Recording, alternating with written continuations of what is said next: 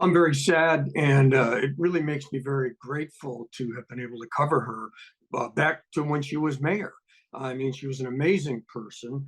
She defied being put in any kind of a political box. She was left on some issues and right on some issues. She started out being really kind of reviled by members of the gay community in San Francisco because when she was mayor, she vetoed domestic partners legislation. In fact, the joke in the gay community at the time was that Dianne must think domestic partners is a house cleaning service. But then she came around and she, in fact, became one of the strongest voices in favor of gay and lesbian marriage.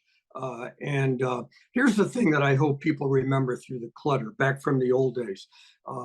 When she was mayor, Mayor Dianne Feinstein's AIDS budget for the city of San Francisco was bigger than President Reagan's AIDS budget was for the entire nation. And that was true for 2 years in a row. So that's where her heart is and was. Senator Feinstein told me she got hit with a double whammy when she was mayor, and that was homelessness and AIDS, which started in the late 70s, early 80s. It destroyed city budgets. It happened right after Prop 13 was passed in California, so there was very little money.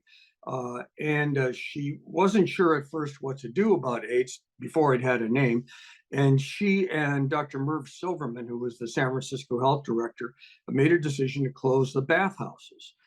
Because the one thing that seemed clear was that it was being spread sexually. She was protested. People really hated them both. Merv Silverman got death threats over it, but it turned out to be the right thing to do at the time, despite its unpopularity in some circles. She was warm, charming, beautiful, very smart, and she was a raging moderate. Which was unusual for San Francisco. And I think she would like that description.